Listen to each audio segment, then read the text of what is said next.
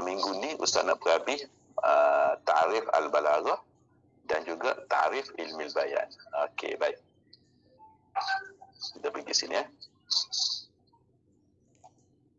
Okey. Jangan bimbang, slide ni kita boleh download. Awak boleh download selepas ni dalam klip Okey. Naam. Bismillahirrahmanirrahim. Ta'rifu ilmi al-bayan. Ilmun yu'rafu bihi iradul ma'na al-wahidi biturukin mukhtalifatin fi wuduhi dalalati alaihi. Okey. Ma ma'na hadha at-ta'rif? Ilmun yu'rafu bihi iradul ma'na al-wahid. Okey, hadha awal. هذا هو الأول إيراد المعنى الواحد بطرق مختلفة. هذا الثاني في وضوح الدلالة عليه. هذا هو الثالث. إذن ثلاثة أشياء ada tiga perkara في هذا التعريف. إيراد المعنى الواحد بطرق مختلفة في وضوح الدلالة عليه. إذن الأول إيراد المعنى الواحد. المفتاح kunci dia adalah pada al-ma'na. إيراد المعنى. إذن هناك معنى, di sana ada makna. So isu dia ilmu bayan ni macam mana kita nak bawa makna tu. Kita nak zahirkan makna tu. Kita nak tunjukkan makna tu. Satu kali kita nak bercakap kan? Kita nak bercakap. Okey. So di dalam diri kita ni ada makna. Makna ni kena faham dah. Al-makna ni adalah konsep ke apa-apa ke. Bukan makna ni makna al-kalimah. La. Al-makna huna la ya'ni makna al-kalimah. La. Wa innama asy-syai' fi dakhil fina fi nufusina nuridu an natahaddath anhu hatta ya'lama al-akharun. Benda yang ada dalam diri kita yang kita nak bercakap pasal perkara tu supaya orang lain tahu. Itu maksud dia al-makna. Lakilah apa-apa isu yang awak nak sampaikan, persoalan,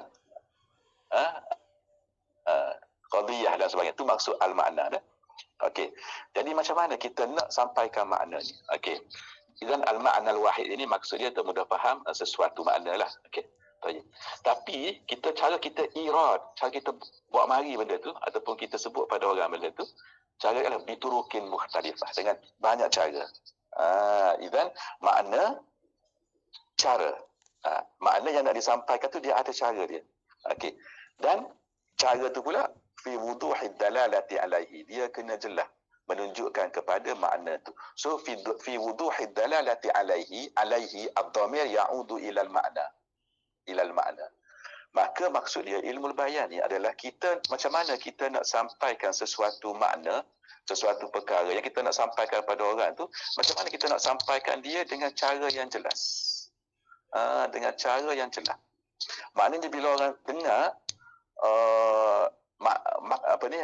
kita bercakap tu dengan cara yang kita guna tu, yang jelas tu, orang tu akan Masya Allah, orang akan lebih faham lagi, lebih jelas lagi, bahkan lebih sangat memberi kesan. Okey. So sekarang ni biturukin tu lah. Apa dia? Biturukin tu lah dia yang dekat bawah tu, iaitu kita guna kinayah, kita guna majaz, kita guna tashbih. Tak? Okey. Kita guna macam gini lah. Suatu tidak dalam bahasa Melayu kita mudah tak? Okey. Kita kata, oi laju jalan apa ni Nasrul. Oh Nasrul laju jalan Nasrul. Nasrul laju jalan, kita kata dah. Tu ustaz dah sampai dah makna tu kan? Okey. Yang tu ilmu ma'ani je tu. Maknanya lajunya Nasrul jalan. Oh, ilmu ma'ani je tu. Okey. Sebab situ ada fa'il, ada maf'ulun, ada fa'il, ada fi'il. Ada. Okey. Baik. Tapi kalau ustaz kata, oh Nasrul 10,000. Oh, ustaz kata, oh Nasrul 10,000. Masa tu ustaz dah guna ilmu bayan. Ustaz dah guna apa? Ustaz dah guna tashbih. Itu masuk dalam biturukin mukhtalifah. Makna sama je ustaz nak sampaikan. Maknanya laju jalan tu. Tapi ustaz guna, oh 10,000. Awak pun bila awak dengar ustaz kata 10,000 pun, awak dah faham dah bahawa dia tu jalan apa? Laju kan? Tapi ustaz mari dalam bentuk tashbih. Maka awak pun akan rasa lebih jelas. Lebih jelas. Mana kalau 10,000 tu kan, maknanya memang laju lah. Laju lah. Okey. Apa dah? Okay, boleh. Itu ta'rif. Okey. Baik. Kemudian hunaka masalah. Okey, dia ada isu di sini, ada perbincangan apabila kita sebut pasal dalalatul lafzi. Dalalatul lafzi. Okey, mana dalalatul lafzi tu?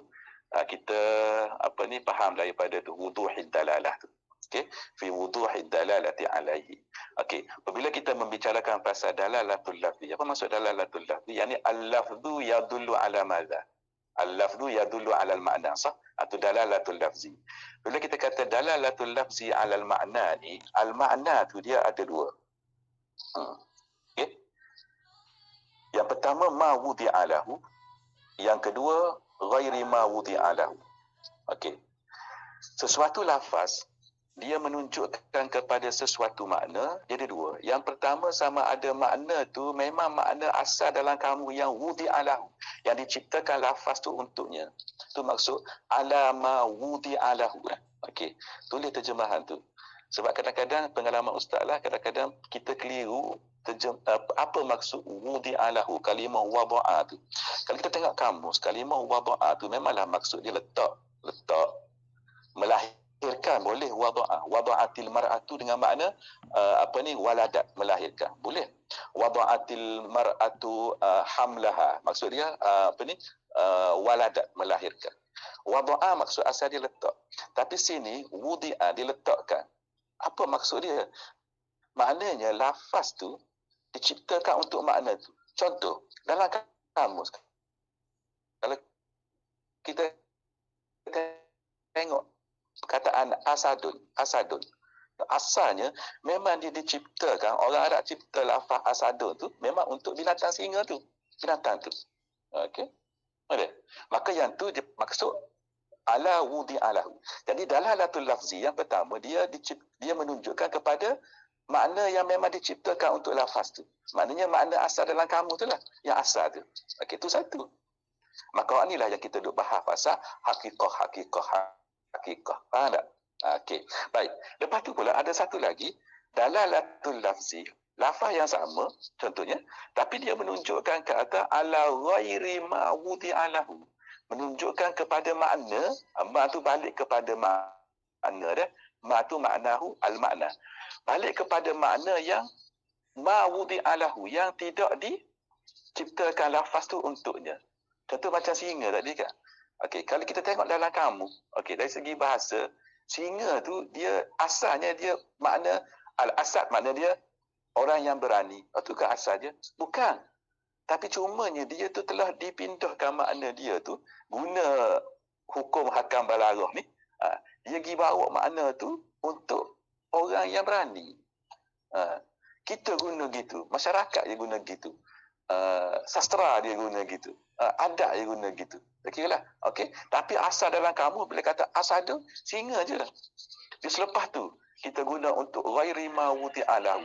Maka hak yang kita guna untuk ghairi ma wudi'alahu itulah yang dia akan jadi majaz. Nampak?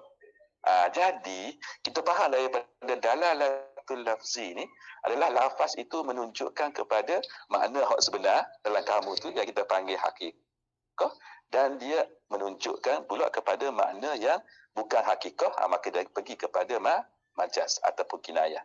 Okey? Boleh? Okey. Idzan al-lafzul muradu bihi lazimul ma wudi'alahu. Okey. Untuk yang yang ala ghairi ma wudi'alahu tu, okey. Untuk ala ghairi ma wudi'alahu tu dia ada dua. Dia kata in qamat qarinatun ala adami iradati ma wudi'alahu fa huwa majaz wa illa fa huwa kinayah. Okey. So hak yang ustaz kata majaz tadi tu, okey. Sekiranya dia ada qarinah. Sekiranya dia ada qarinah yang menunjukkan lafaz itu tidak digunakan pada maknanya yang sebenar. Faham ayat ni ya? Sekiranya ada qarinah. Qarinah ni apa? Bukti, burhan, dalil. Ada makna qarinah. Ada bukti, ada dalil yang menunjukkan bahawa makna lafaz itu tidak digunakan pada maknanya yang sebenar. Maka yang tu dia panggil majaz. Okey. Tetapi sekiranya tiada qarinah. Apa maksud tiada qarinah ni? Dia mungkin boleh guna untuk yang makna sebenar ataupun dia boleh guna untuk makna yang tidak sebenar. Maka yang tu dia panggil kinayah. Okey. Yang ni detail dia kita akan belajar nanti. Okey, tak apa dulu. Yang sekarang ni kita kena faham dulu. Nampak pembahagian tadi? Okey, lafaz ni dia menunjukkan kepada makna sebenar dan makna yang tidak sebenar. Yang makna tidak sebenar ni, okey, kalau dia ada qarinah menunjukkan makna tidak sebenar, yang tu majaz. Kalau dia tidak ada qarinah, maka dia kinayah. Okey, faham dulu setakat tu. Tu yang basic dulu. Hak yang apa benda detail kinayah apa semua tu kemudian. Okey. Setakat tu faham okey, baik. Kemudian dia kata al-majazu minhu al-isti'aratu. Maknanya majaz ni dia akan pecah, antara pecahan dia adalah isti'arah. Okey. Maka dia kata perbahasan kita ni fanhasaral maqsudu, maknanya maksud perbincangan kita ni akan inhasara ni maka akan inhasara ni maka hanya akan terbatas pada tashbih wal majaz wal kinayah. Jadi yang ni ayat dalam slide ni ustaz ambil bulat-bulat daripada buku, okey, dan untuk tujuan peperiksaan awak hanya fokus kepada ayat dalam slide ni saja. Maknanya ustaz ada ringkas dah daripada buku tu. Ustaz ada ringkas dah buat tubik yang ni. So untuk nanti kalau ustaz nak tanya dalam kuis ke dalam exam final ke, ustaz akan tanya yang bahagian ni saja. Sebab yang ni ustaz ada ringkas dah daripada buku. Okey? Faham dah? Maka dikata sini maka yang ni penting. So kalaulah orang tanya apa pecahan ilmu bayan? Okey, ila kam yang qasimu ilmu bayan. Okey. So ilmu bayan yang qasimu ila thalathati aqsam. Okey. Awalan at-tashbih, thaniyan al-majaz, thalithan al-kinayah. Okey. Di sana ada tashbih, di sana ada majaz dan di sana ada kinayah. Okey. Majaz ni dia ada pecah pula kepada dua. Jadi al-isti'arah satu, lepas tu al-majazul mursal. Okey. Jadi kalau boleh awak gabungkan dua ni, okey. Maksud saya sebab ni ustaz sengaja pecahkan slide ni. Okey. Tapi awak gabungkan dia, di bawah majaz tu awak sambung pula bubuh yang ni. Al-isti'arah, lepas tu al-majazul mursal. Okey, orang-orang yang boleh buat satu poster ke pasal pembahagian ni, boleh tolong share dalam grup nantilah. Kalau ada orang rajin lah. Ada orang rajin. Dia tolong buat pembahagian ni. Ilmu bayan pecah kepada tashbih, majaz, kinayah. Lepas tu dia pun sambung majaz tu dengan yang ni. Dengan yang ni. Dengan yang ni. Okey. Maka kalau dia rajin, dia buat comel-comel, dia post. Maka orang lain akan dapat manfaat. Okey. So awak kena ingat pecahan ni. Sebab ni hak yang basic ni. Pecahan ilmu bayan. Ilmu bayan terbagi kepada tiga. Yang pertama tashbih. Lepas tashbih majaz. Lepas majaz kinayah.